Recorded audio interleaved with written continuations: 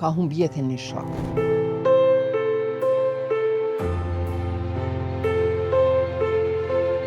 Ka vra shumë shpirtnisht, besoj që jam ullë dhe kom qojt. Nuk ka qenë e letë me ardhë deri te liria, me ardhë deri te pavarësia e Kosovës. Që i solla sot në qovë.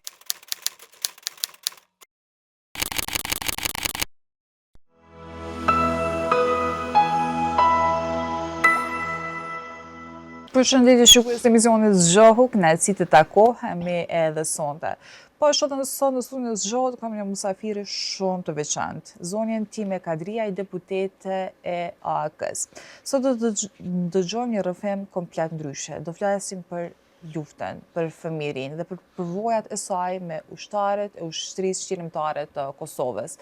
Time shumë kënaqësi të kemi në studio. Faleminderit për ftesën, kënaqësi edhe për mua gjithashtu. Time po rikthehemi mbrapa në kohë edhe po flasim pak për fëmijërinë tënde, si e kujton atë periudhë sepse është dukshëm më ndryshe nga ajo çka ne e shohim sot në përditshmëri. Ka dallim kohe, veprimet e caktuar, kohë të caktuar, ndryshim periudhash. Unë, për shembull, gëzohem dhe kënaqem kur rininë e sotit e shoh duke u rritur në paqe, në liri, pa ndonjë frikë se do sulmohen rrugë, ose pa frikën e prindërve se nëse dalin nuk do të kthehen apo a do të kthehen.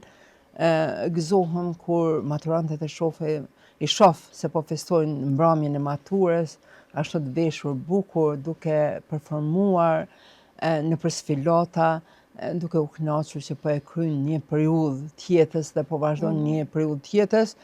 E nisa me këtë, sepse në gjeneratën tonë, periudhën tonë, gjitha këto gjëra kanë munguar. Më thonë, kemi pas një fëmijëri, po nuk e kemi pas lirinë dhe sado që mirë, ndoshta me standardet mira ka pas një familje, prapë nuk ka qenë e kënaqur sepse nuk e ka pas lirinë. Po ama ti me sikur në atë periudhë njerëzit kanë qenë më të afruar me njëri tjetrin, ka mbivlerësuar dashuria, respekti, njerëzit kanë pas më shumë paqe shpirtërore dhe sot sikur nuk po ekziston e njëjta. Saktë dhe vërtet e flasim shpesh herë, ndoshta është nostalgjia asaj periudhe. Unë jam fëmija më e vogël në familjen time, kemi qenë 6 fëmijë. Dhe duke qenë fëmija më e vogël, kom qenë pak më e llastuar, sepse të gjithë e kom pas përpos për kujdesin e prindërve, e kom pas edhe për kujdesin e vëllezërve dhe motrave. Dhe ndoshta kom pas një fëmijëri të mirë, me qenë se vëllezërit dallimin moshë, ndoshta i kom pas dallimi ka qenë si me pas prind vllaun dhe kanë punuar, vëllezërit i kom pas të shkolluar, kanë punuar dhe ndoshta në atë periudhën nuk më ka munguar diçka. Kom qenë nxënëse e mirë, shumë e mirë, po në një farë forme edhe pak si rebele dhe kom pas tolerancë edhe në shkollë, sepse gjithmonë kanë thonë, po ti nxënëse e mirë duhesh me qenë pak më e urtë, në atë kuptimin mos me bënë një problem kështu klasik, po mendoj, dhe jam sjell konform asaj. Gjithmonë kur prindërit, nana, baba apo vëllezër që e kom pas edhe për kujdesin e tyre, kur kanë shkuar në shkollë kanë thonë, nuk keni për çka më ardh se mëson shumë dhe kom mësuar shumë. E kom pas një lloj bote të veçantë në atë periudhë. Kom qenë e shoqënueshme, kom pas shoqe, kom pas shok. Po në shtëpi për shembull, ndonjëherë kur e mbledh shumë, nuk e kom pas interesin e atyre bisedave që bëhen spontane, gjithmonë më ka interesu, kom lexu shumë. Edhe kur kanë ardhur musafirë në shtëpi, e imja ka qenë të shkoj t'i përshëndeti dhe të shkoj në dhomën time të lexoj. Ma interesant më ka duket që të lexoj, të mësoj, sesa ndoshta të merra me muhabetet e zakonshme. Edhe kjo më ka ndihmuar shumë në jetë, sepse sa ma shumë që lexon, e keni diapazon ma të gjerë të jetës, edhe ndoshta ndrimi i periudhave, prej shkollës fillore në shkollë të mesme, nuk i dallon shumë, nuk i ki ato krizat e moshës, ndryshimi i moshës, për shkak se ti veç përgatitesh për jetën ma shumë kur lexon shumë. Dhe i kom kaluar kështu të qetë, edhe që ka qenë interesant, për shembull, kur është organizuar ndonjë ekskurzion, e kom thonë ndoshta edhe në emisione tjera, gjithmonë në atë periudhë, domethënë ka qenë periudha krejt ma ndryshme, ma klasike, vajzat ma pak janë shkollu, edhe ato që janë shkollu e kanë pas një farë mbikëqyrje tret nga familja, dhe kur është vendos me shku dikon, asnjëherë nuk e kanë pas guximin ta provojnë apo ta konfirmojnë se do të vinë në një ekskurzion ose një shëtitje ditore, për shkak se o dosht marrin miratimin e familjes, edhe shpeshherë ka qenë shumë zor me marrë miratimin e familjes, ndërsa unë ja kom kryu atë luksin vetës, atë lirinë vetës, edhe gjithmonë kur kom shku në familje, asnjëherë nuk i kom thonë po organizon shkolla një ekskurzion apo një shëtitje ditore dhe a do të më lejoni, po veç ju kom drejtu me pyetjen, po shkojmë në ekskurzion edhe më duhen kaq para që të më jepni dhe e kanë marrë si të mirë qenë, ndonjëherë si me shaka kanë thonë, po ti fare nuk na pyete se a do të shkojsh. Kom thonë, jo, unë duhet me shku, pse nuk duhet me shku. Jo më rrit në atë frymen, kësaj pak si rebele. Ke pas guxim, sepse do të guxim në atë që...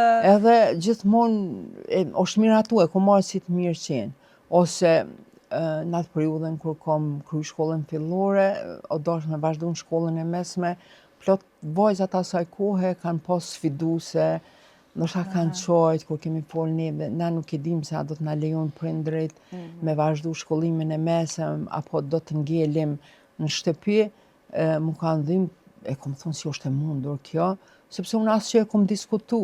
Asnjëherë në familjen nuk kom shku me diskutu, a do të kemë në mundësin me vazhdu me shkollën e mesme. Asnjëherë se kom diskutu, sepse e kom ditë që ajo është një diçka që nuk duhet të diskutohet. Dhe normal kom vazhdu kështu me këtë stilin, edhe për fakultet asnjëherë nuk e kom diskutu me ullë familjarisht me vllazërin, me prindëri veç më pat vdek sa isha në shkollën e mesme, nanën e kom pas, nuk jam ullë me diskutu, me thonë, tash unë po përfundoj shkollën e mesme, a do shkoj.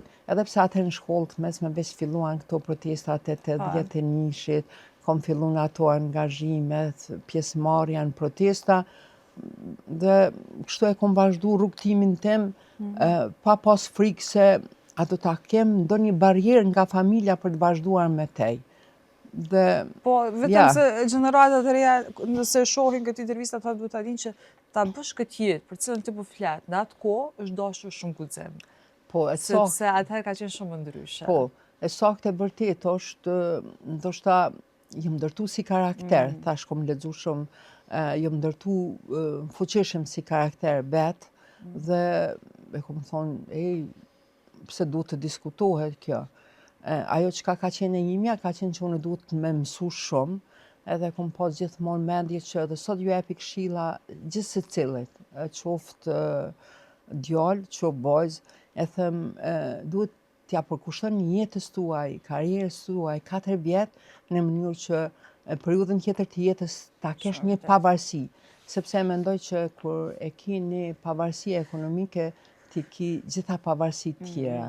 Nuk do t'jesh borë as e familjes, ose nuk do t'jesh borë, ose nuk do t'kesh pengesa në jetë nëse martohesh, nëse nuk ecën, atëherë ki lirin ti që të ndohesh, sepse je pambarë edhe që ti je zoti vetë vetës. Shumë e vërtet. Pastaj ti me filloi lufta e natë 90-s në Kosovë dhe gjithçka po ndryshonte në vendin tonë dhe ju bët pjesë e ushtrisë shqyrtimtare të Kosovës. E mban mend atë periudhë kur vendose që ti do vazhdosh të kontribuosh në këtë vend? Unë nuk e mendoj që filloi lufta dhe tash po shkojnë në luftë. Një vendim spontan, sepse kom qenë pjesë aktiviteteve thash edhe në fakultet, me pas ato organizimin në për fakultetin, në për shtëpia, grevat e minatorëve, së më kujtohen shumë mirë dhe sakt, ato betë ngujimi e minatorëve në sallën 8 tash bashkë me studentet. Në më thonë, u përgadetem pastaj lëvizjet paqësore në atë periudhë që ishim me Ibrahim Rrugovën, me aktivista, me rini, organizimet e përditshme, edhe pse u mbyllën për shembull institucionet shkollore, institucionet shëndetësore, ne nuk kemi ndalë asnjëherë në aktivitete, organizimi i aktiviteteve në fshatra ka qenë tepër i mirë në atë periudhë sa me dëshirë, për shembull, e përgatitshim një aktivitet ta zonë për 28 nëndorin. Ishim një grup i tribe që kemi qenë tepër aktiv në për forumet e rinore, në për forumet e gruas, dhe kjo ka qenë mbamendje historike, sepse nuk e kemi lënë popullin me u nënshtru këtij regjimit, edhe pse janë larguar padrejtisht nga puna, sepse një pyetje ka qenë e vetme edhe saktë, a pranoni regjimin e Serbisë? Nëse jo, do të largoheni nga puna. Edhe kjo ka qenë sfidë. Për shembull, atëherë nuk i harroj ato organizimet e aksioneve humanitare. Familja mban familjen, sa me zell kemi organizu me ja dhoni një shembull, me ja dhoni përkrahjen një familjari që nëse ty po ta kurżojnë vendin e punës apo pagën që me e pranu një regjim të Serbisë në atë periudhë, ka kush kujdeset. Domethënë do të kujdeset një familjar, një shqiptar do të kujdeset që ka kushte më të mira në mënyrë që të mos i nënshtrohem regjimit të atëhershëm. Edhe para luftës, pashtu me qenë se unë mjeke, thash, nuk e kemi kryer lehtë fakultetin e mjekësisë, se në atë periudhë vëllezërit janë larguar prej pune, jemi organizu në një banesë një familjarit, shpeshherë tash me kolege kur takohem, thot, sa mirë ke gatuar bukë në atë periudhë, sepse edhe ka pas mungesë të bukës, por edhe s'kemi pas para me ble bukën.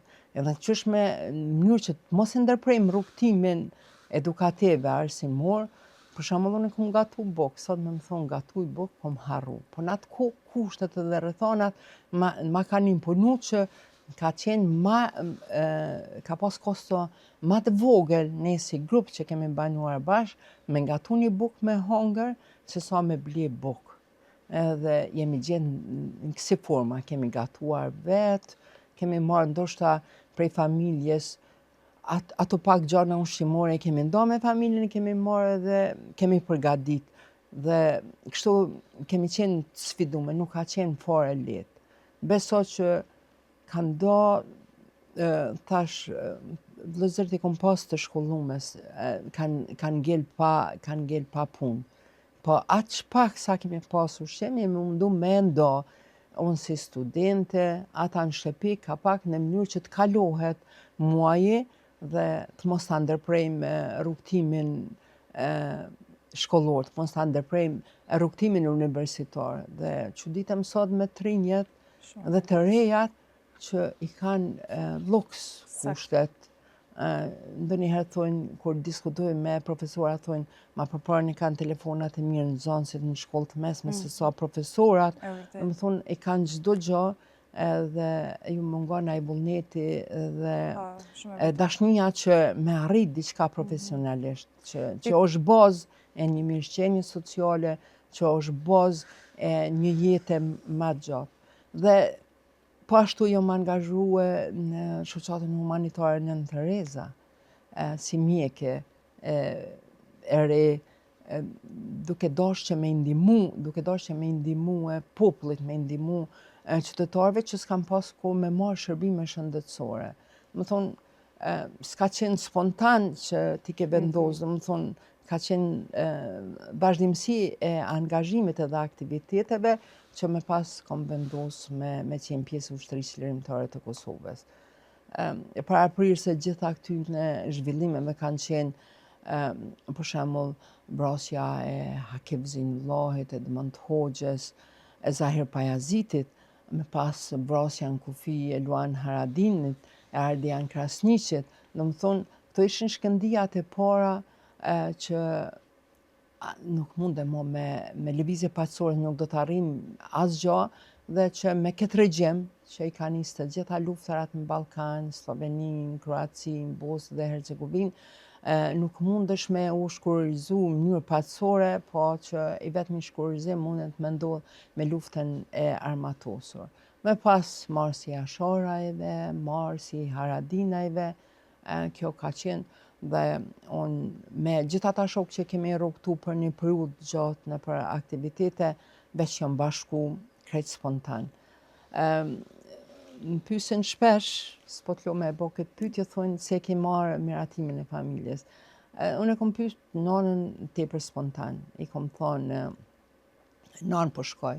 Tha nanë, unë e di që ti s'mune me të ndalë, se veç e kanë pa aktivitetin tim, unë turoj veç të kesh shëndet edhe Zoti trujt. Ky ka qenë bekimi i nanës dhe kom vazhdu. Fillimisht në fshatin e lindjes, jam organizu para se më mbyll pak transporti, atëherë s'kemi pas vetura, dhe kom dal në atë kohë veç para militarët kalojshin, për shembull, unë fshatemin kom dalë në stacion të autobusave, kom shku në Gjakov, kom marrë një kesë ose 2 kese me barna, shpesher në punkte na kanë dalë, çka është kjo, po e kom nanën smut, ka smundje kronike, duhet me trajtu, jo me masë të madhe, në mënyrë që në fshat momentin që kemi luftë frontale, s'pakut kem barna për ndaljen e gjakderdhjes ose për dhënien e ndihmës së parë, dhe veç fillova me bo një mini ambulant aty në fshat pak ma thellë, jo sepse fshati im Rasavic është vija e parë, ka kalon magjistralja Deçan Gjakov. Dhe kështu, ja arrita me qenë pjesë e ushtrisë lirimtare, me thonë të drejten me 28 nëntor, kur dolën figurat emblematike të ushtrisë lirimtare të Kosovës në atë kohë, Davut Haradinaj, Recep Selimi, dhe tash heroi i Kosovës Muj Krasniqi, ka qenë gëzim i madh, sepse me në fund do i thëshim stop këtij regjimit. Ajo që duhet të mbahet mende dhe ajo që në atë kohë ka vrarë shumë shpirtnisht, ka qenë edhe ushtarët që kanë shku atëherë në ish Jugosllavi, ushtarë shqiptarët edhe që janë kthyer në Arkibule. Jo për aktivitet ndoshta politik, sepse në ushtri s'mundesh me bo në një aktivitet politik, por për shkak se kanë qenë shqiptarë.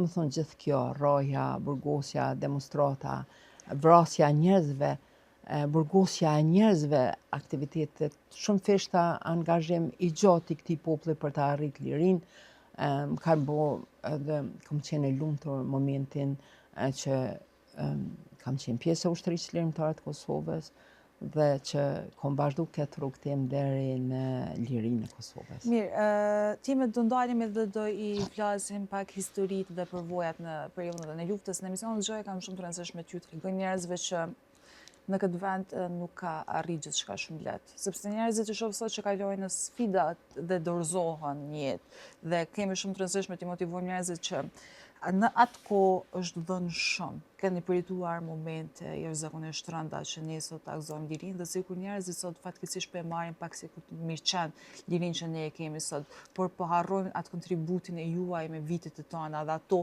të mirën që e keni pa me sy në atë periudhë. Dhe ne gjatë gjithë kohës në ekran do shkojnë edhe disa fotografi ku do na shpalosin pak përvojat e juaja në historinë e luftës. Ti me cili ka qenë momenti më i vështirë në atë periudhë, sepse ka qenë gjitha momentet e vështira, po ndonjë që të ka ngel mendje që edhe sot nuk e harron? Po, qenit të ribajs edhe ushtore është sfidë e veçantë, është sfidë në vete, sepse ne në luftë nuk kemi jetuar në kushte dhe rrethana normale. Ne kemi flajt edhe jashtë, në të ftoftë. Për shembull, dhe po ka qenë vullneti i madh, dëshira e madhe, ai entuziazmi që të luftojmë. S'kemi menduar asgjë veç Kosova do e fiton lirinë. Ky popull i përbutur do e fiton lirinë. Domethënë, ky ka qenë qëllimi, ky ka qenë motivi, ky ka qenë dëshira e çdo ushtari të ushtrisë lirimtare të Kosovës.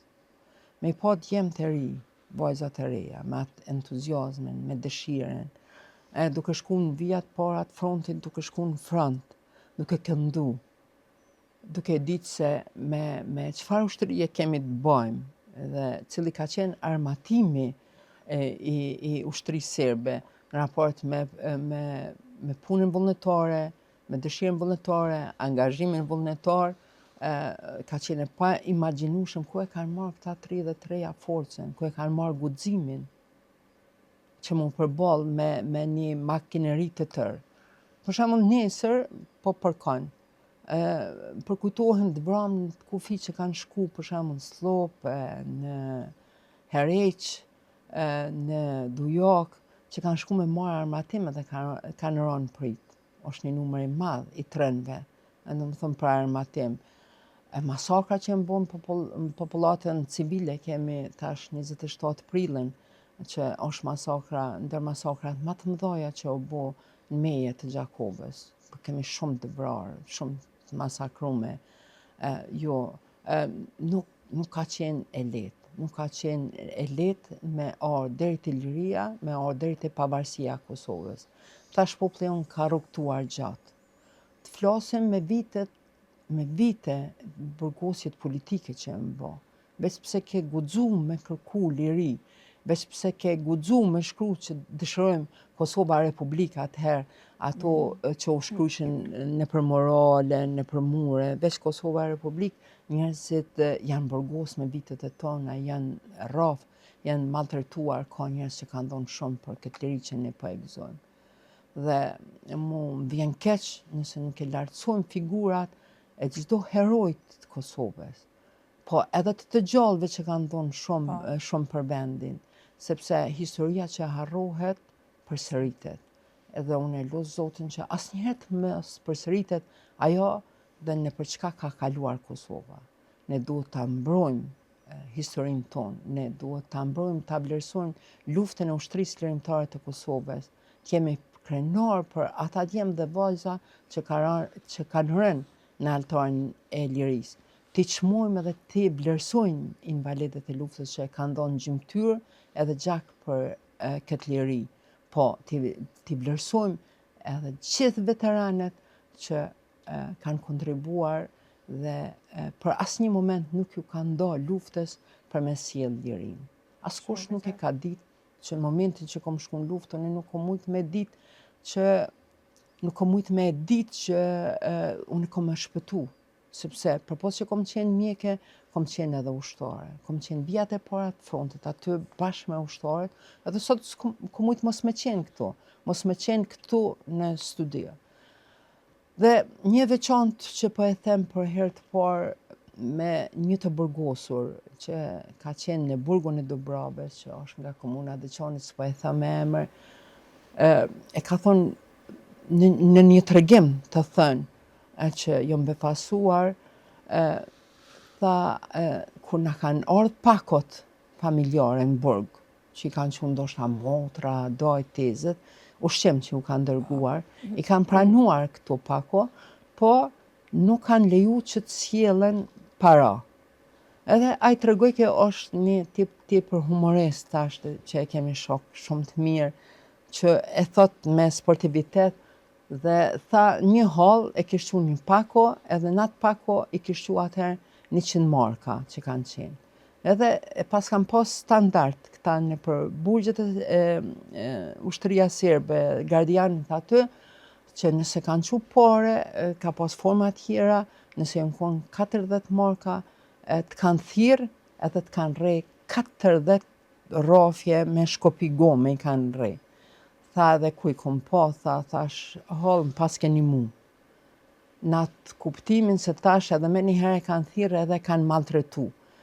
Tha edhe në ato momente tha, u deshke me u gjetë, tha edhe një shok po tha, ua, qatë pas ka gjetë, se s'po du me thonë me emën, me një faqeshe, thash, qa me bo, thash, halla se ka ditë kështu, tha, po, për fat keq, ati, tha, një familjar kishtë sjellë edhe pak ma shumë pare, tha, edhe dytë, tha, më rrahen me 40 shkopi gome, tha, maltretim, tha, ata e rrahen edhe për ma shumë.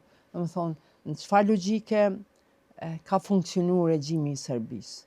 Çfarë logjike, dhe më thonë, në çdo kohë, në çdo rrethon, kanë funksionu të tillë. Dhe me njerëzit që kanë kontribu, është kënaqësi me nejt me dëgju rrëfimet e gjithë secilit, edhe të burgosurve politik, edhe të ushtarëve, edhe të plagosurve, sepse janë shkollën vete. Ke çfarë të mësojsh, janë shkollën vete, ke çfarë të mësojsh. Shumë vërtet. Unë kam shumë të plagosur, për shembull, që e di historinë e tyre, sepse unë bashkë me kolegët e mi kemi qenë mjekët e tyre në luftë. Dhe sot befasohem kur i shoh gjallë. A duhet në nënvlerësohet ai njeri? Jo, më duhet ta çmojmë edhe si qeveri edhe si shtet. Për shembull, për mua tepër ka qenë e dhëmshme kur nuk janë përfshi veteranet e luftës në pagën minimale, në rritjen e pagës minimale, ose në fyrjet që bëhen, ose në koordinimet që bë me listën serbe, hajdeni votoni në mënyrë që të mos përfshihen veteranet në pagën minimale. Kjo është mëkati që po i ndodh kësaj shoqërie, është e keqja që po i ndodh kësaj shoqërie, edhe ushqimi që po i bëhet nga grupet e caktuara me pas urrëtie për njerëzit e luftës. Jo më, nuk duhet me pas urrëtie. Nëse ka udhëheq dikush, një komandant, le dënohet nëse është i korruptuar. Nuk jam kundër, le dënohet, le të sankcionohet. Ama jo kjo luftë verbale, kjo luftë mediatike kundër kësaj kategorie që ne duhet me konsideru të shejt. Edhe që do lëzuar lartë kontributi gjithë secillit në periudhën e Esakt. luftës. Duat ndalem pak timet e përvojat e juaja personale në periudhën e luftës. Sepse thashë në fillim se kam shumë të rëndësishme t'ua servoj edhe atë publikut, vetëm për t'u treguar që duhet ta gëzoni gjithçka. Sepse ajo që keni përjetuar ju, ne bindun jam që gjithë jetës do ju përcjell ato pamje në jetën tuaj. Cilat kanë qenë ato përvojat më dëmshme në periudhën e luftës që i ke përjetuar? Sepse ti ke pas përvoja edhe vetë si ushtare, po edhe më shumë të plagosur, se duke qenë mjeka në atë kohë, sigurisht që nuk ka qenë e lehtë, aq më pak si një grua. Periudha më e vështirë ka qenë kur e kemi ka humb jetën një shok. Për shembull, mëngjes e kemi takuar, kemi biseduar. Edhe secilën mëngjes, secili kemi do detyra dhe obligimin që i kemi pas. Jemi takuar mëngjes, ndërsa pas një kohë kemi dëgjuar se është vrarë. Ose kur jam plagosur rënd. Shih si ka qenë ajo, e kemi pas një rast në Koshore ku kanë sulmuar aeroplanet e Serbisë në territorin e Shqipërisë dhe kemi pas shumë të plagosur. Ka qenë momente ku kom qajt. Bashkë me kolegen kemi qenë, s'kem këshur edhe pse aeroplanet kanë flutuar mbi kokat tona, na kemi shku aty edhe kemi mjeku ata ushtarë. Dhe edhe aty ka qenë solidariteti. Nëse një ushtar ka qenë ma pak i plagosur, ka thonë shkoni të ushtarit tjetër se po shife që ajo është ma shumë i plagosur. Ndihmoni atyne. Edhe atë shumë ka pas plagosur, atë shumë ka pas të plagosur rënd, që për shumicën e kemi ditë që ndoshta nuk do i përballojmë plagët e luftës dhe do të vdesin momentin që gjithë i kemi dhënë ndihmën e parë dhe i kemi përcjell për shembull për Bajram Cor, besoni që jam ulë dhe kom qajt. Kom qajt për situatën e krijuar, për situatën e për të cilën po kalon populli jon, sa vështirësi po kalojmë, këtu kanë qenë sfida. Ka qenë rrugtime, për shembull, prej Dugaxhinit me një grup plagosur, për shembull, kemi rrugtu gjatë, kemi rënë prita, kemi shku në Rrugov, aty kemi qëndruar. Besoni që pa hangër nata e ftoftë, s'kemi qenë të veshur trash, s'kemi pas ushqim, ashtu kemi rrugtuar me ata të plagosur, edhe njëri prej të plagosur ka qenë Enver Haradinaj. Dhe ka qenë vjesht e vonë, duke kaluar, për shembull ka mbet ndonjë boronicë. Edhe kemi mbledh aty një grush boronica, për shembull me jep të plagosurit. Unë i kom pas 2-3 infuzione, për shembull, dhe kom qel atë infuzionin, edhe në për gota plastike ja kom jep të plagosurve në mënyrë që t'i mbajmë një jetë, vazhdojmë me qu deri destinacion ku ne do të gjejmë një vend të sigurt për me i mjeku. Edhe besoni që veç në filma i kom pa halucinacionet. Rrugtimi i gjatë, pa hangër, ftoftë. Në moment caktuar, s'kom ditë, ndoshta kom ecë pa vedije. Edhe ki patu halucinacionet, për shembull, sikur në filma, kur duket që atje larg po e shen një dritë. Edhe që ti te ajo drita ke me gjetë strehimin, ke me gjetë ushqimin.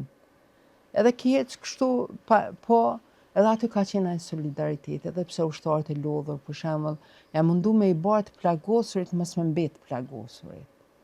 Edhe i kemi qu deri në rregull. Këto kanë qenë sfida.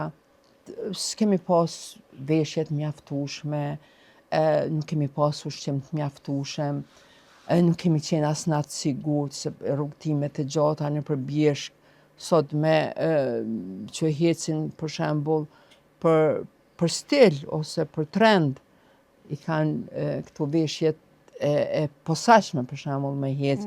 Kpuca duhen të posaçme të ecësh nëpër bjeshk edhe jo me kpuca të zakonshme, po unë thash vullneti, dëshira dhe ky duhet jetë një mesazh i qartë për të rinjët, rrugtoni gjatë, fort, mbroni çdo vlerë që e ka Kosova, sepse mbroni periudhat e protestave, mbroni periudhën paqësore, mbroni të burgosurit politik, respektoni gjitha kategoritë, sepse në këtë formë respektoni veten tuaj, respektoni familjet e tuaj, edhe respektoni lirinë dhe pavarësinë që ne sot e kemi.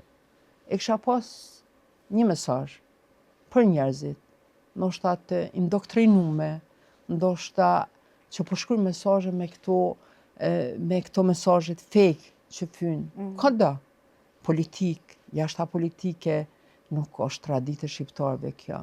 Dhe sot, për shembull, ne kemi njerëz që kanë fy publikisht edhe që duhet të përballen, që duhen të përballen me gjyqësorin. Askush nuk të mbron momentin ti që ki me qenë. More duhe familjen tonë, puno për familjen tonë, respektoje familjen tonë, puno për mirëqenien tonë sociale dhe familjare, mos e fut veten të lashe për një doktrinë, për një ideologji që të kanë ushqy. Se edhe sot teknologjia ka avancuar. Nëse dëshiron ti, edhe nëse ka shkruar me një fake, me një akont fake, mundesh me gjetë se kush është, për ku të shkruaj një mesazh. Mos e lejoni me dëmtu familjen tonë, mirëqenien e familjes tonë, për gjëra që si vlen. Shprehe mendimin ton, qëndrimin ton, për krahën politike, shprehe publikisht, nuk ka lidhje. Duje kondrush, po mos o indoktrinon në formën, në mënyrë që në këtë vend të hasmohem. Ne nuk kemi popull i madh, nuk kemi nevojë me pas hasmëri, unë me ty. Unë duhet me ballafaqu me ty në debatet të sakta, të qarta, që janë në të mirë të vendit. Ballafaqohem, bindem ti mu në të kundërtën e asaj çfarë po mendoj unë, ose unë të bindi ty në të kundërtën e asaj çfarë po mendon. Sot është një realitet, shifi, bota është e digitalizuar dhe mundesh me pa punën, angazhimin e gjithë secilit, të arriturat të gjithë secilës qeveri, dhe të mos ngelem peng i ideologjive që nuk duhet me i pas. Ti me gjitha jo vuajtje, gjitha të sakrifica, dhe gjitha të humbje që i kemi pas si popull, është kjo Kosova që e keni ndruar ju? Jo, unë e thash, komendu që kemi me qenë shumë atë bashkume. Unë e kuptoj demokracinë, njëherë qeverisë, një parti, qeverisë, po mirë, unë mendoj, vlerësoj, po që është e saktë, se secila qeveri, secili njeri që udhëheq me këtë vend, i ka bërgj gjakut e dëshmorëve, i ka bërgj plagëve të luftës, i ka bërgj sakrificët së popullit të Kosovës me dekada për me mbri sot ku jemi. Edhe ajo që kërkohet për një lideri që udhëheq me shtetin, është me punu për popullin, me punu për Kosovën, me jep rezultate konkrete. Ne nuk mundem me zhbë çka ka ndodhur. Për shembull, vlerëso, çka ka bën një qeveri, hajde ti muje me punë më të mëdha edhe më të mira për vendin. Kjo duhet me qenë praktik në Kosovë. E vërtet. Dhe jo stagnojmë. Ta stagnojmë Kosovën për interesa personale me stagnu Kosovën në çfarë do procesi. Ne nuk duhet me harru e me neglizhu alatet tonë që kemi pas përkrah në dekada që na kanë ndihmuar në bërjen e shtetit Kosovës. A një ndërta janë Shtetet Bashkuara të Amerikës që duhet me uzgju me urimin edhe me bekimin për atë popull, për atë çfarë ka bë për popullin e Kosovës. Këto duhet me qenë ushqime, këto duhet me qenë lavdërime dhe me qenë falendërues çdo ditë për lirinë që po e gëzojmë. Time, na fol pak edhe për marrëdhënien tuaj me familjarët, sepse duket që ju gëzoni shumë respekt nga gjithë. Si ki marrëdhëniet me mbesat, me gjithë familjarët? Shumë mirë, jemi si familje e bashkuar. Thashun e vllazërit e kom pas të shkolluar, një vëlla ka qenë profesor i matematikës, ka qenë aktivist dhe për shkak të regjimit të dashur të migrojnë në Perëndim. Ka vazhduar aktivitetin politik edhe në Mërgot, ka qenë shok i ngushtë me heronj Saliçiku, ka vazhdu. Po ashtu në familjen time jemi 3 veteranë, vllau, djali i vllaut edhe unë. Djali i vllaut ka qenë 17 vjeçar që ka qenë pjesë e luftës. Vllau po ashtu ka qenë veteran. Po ashtu Axha edhe baba kanë qenë luftëtorë në atë periudhën e tyre me Demali Kuzhorën. Kanë certifikata mirënjohje që kanë qenë luftëtorë të lirisë për Bashkim Kombëtar. Dhe një pambesa, po, angazhohem shumë, ju ndihmoj shumë, secila që ka nevojë, duhet me qenë bashkë, në mënyrë që bashkë me ecë përpara. Unë ju ndihmoj shumë edhe njerëzve. Pikëdopt e kom shoqërinë, i kom njerëzit e luftës, i kom ushtarët me cilët në periudhë më të vështirë të jetës kom qenë bashkë me ta dhe takona në baza të rregullta. Shpeshherë them, duke qenë se veprimtarinë time si mjekër kom fillu shoqatën humanitare Nën Tereza, po vazhdoj me qenë e tillë, mundohem me ndihmu njerëzve.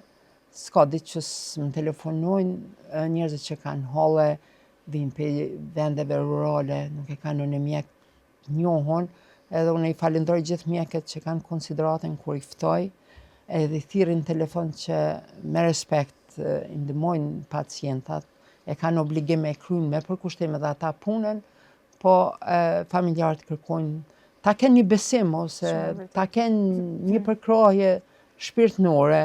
Ju duket që nëse dikush angazhohen, ndihen më të mirë, është një ndjenjë mirë kur je krah njerëzve, krah popullit tënd, edhe ndihmon me aq sa mundesh me ndihmue, me aq kapacitet që ki. Po mendoj kështu me vazhdu këtë rrugtimin tem, mos me deviju për këti rrugtimin tem dhe mos me zhgënjy asnjë send, po në radhë parë mos me zhgënjy veten edhe kontributin që e kam dhënë për Kosovën, do të vazhdoj kështu, të jem e tillë pa ndryshime. Ti me ne këto e kemi kuptuar nga mbesa jote, Altina, e cila ta ka dërguar një letër. Një nga letrat më emocionuese që ne kemi lexuar në studia. Ka njerëz në jetë që nuk kanë nevojë të flasin shumë për të treguar sa vlejnë. Zemra e tyre flet për ta në çdo veprim. Ti je një nga ata njerëz, një grua e fortë, e dashur dhe e palodhur, që gjithmonë ka vendosur familjen para vetes. Në çdo moment të vështirë, ke qenë aty, me fjalë të mira, dorë të shtrirë dhe një zemër që nuk lodhet kurrë duke dhënë dashuri. Ti nuk je vetëm një familjare për ne, je shtylla e shtëpisë, dritë në ditët të vështira dhe ngrohtësi në çdo moment. Për motrat dhe vëllezërit ke qenë gjithmonë mbështetje dhe forcë, ndërsa për nipat e mbesat je dashuri e pastër dhe kujtim i bukur. Faleminderit për gjithçka që ke bërë dhe vazhdon të bësh. Dashuria, sakrifisa dhe zemra do të jetojnë gjithmonë në secilin prej nesh. Ti nuk je vetëm pjesë e familjes tonë, je vetë zemra e saj. Një letër jashtëzakonisht e bukur, një letër shumë emocionuese, duke qitë më pa kontributin tuaj. Ti je një nga ato gratë time që meriton lartë vlerësohet gjithë kontributi që e ke dhënë për vendin tonë. Dhe ajo çfarë dua që gjithmonë t'ua servoj njerëzve është puna juaj që e keni bërë për këtë vend, sepse nuk është e lehtë asgjë që ekziston në Kosovë. Ti ke dhënë shumë. Ke vazhduar gjatë gjithë kohës të kontribosh para luftës, në luftë dhe sot vazhdon me të njëjtin intensitet që është gjithmonë para qytetarëve, para familjarëve dhe para çdo njeri dhe mendoj që duhet guxim shumë i fortë kur shpeshherë njeriu e lën veten anash vetëm që të jetë në shërbim të tjerëve. E saktë, Altina u rrit pa babë, pak nanën Altinës e kom bajs vllavt edhe u rrit bashkë në familjen tonë, kështu edhe e kom të veçantë. Dhe normal që duhesh me i ndihmu dikujt ku është në situatën që ka qenë Altina, që takon baza të rregullt, ka një bazë që e du shumë, një bezë vogël. Pashtu kom nipat edhe mbesa të tjerë që e kanë humb prindin në masakrën e Mejës. Edhe motra motra s'ka qenë e punësume, ka rrit 3 jetima. Normal që kom qenë krah edhe për ata, edhe për krejt familjen, po edhe për të gjithë tjerët, edhe normal që familja është prioritet. Nuk pritoj me ndihmu, besoj që ju ndihmoj, dikush thot pse nuk i thirr kur vjen koha për vota, mi thirr të kom ndihmue dhe votom. Asnjëherë nuk e kom bo. E bëj për shpirtin, e bëj me dashuri, se e ndjem me shpirt me ndihmu njerëzve. Edhe kom dëshirë kur urata ma e madhe dhe ma e mirë është Zoti trujt. Na s'mundem me shpërbly, po Zoti le ta shpërblen. Thash, para se më lexu kjo, kom e mundu me qenë kjo që jam, me vazhdu kjo që jam, mos me ndryshu, sepse në asnjë formë dhe mënyrë nuk du me deviju pej rrugtimit tim, qoftë humanitar, qoftë patriotik, dhe gjithmonë beso asnjëherë as në Kuvendin e Kosovës nuk e qes para interesin tem personal para interesit kombëtar. Çka është e mirë për Kosovën, pavarësisht pozicionit që kom me qenë pozita opozit, për mu është prioritet edhe do ta trajtoj me prioritet. Time, shumë faleminderit që ishe pjesë e emisionit zgjoh, faleminderit për gjitha këto këshilla, për histori dhe për këto emocione kaq të bukura që i solla sot në zgjoh dhe që na nderove me prezencën tonë në studio. Edhe që mbat me qajt. Kjo është një surprizat e emisionit ton, po ne kemi vetëm një qëllim, që ti vëdisojmë pak popullin, ti bëjmë të reflektojmë dhe që rëndësishme është në këtë botë mos marrësh asgjë të mëlqen, po ta vlerësosh çdo moment ato gjëra që ti i ke në jetë. Faleminderit, ishte kënaqësi. Atëherë të nderuar shikues, ne arritëm në fund të këtij emisionit. Faleminderit shumë që qëndruat me ne në shihem javën tjetër me tjerë mysafir. Natën e mirë, mirëmbëjtje.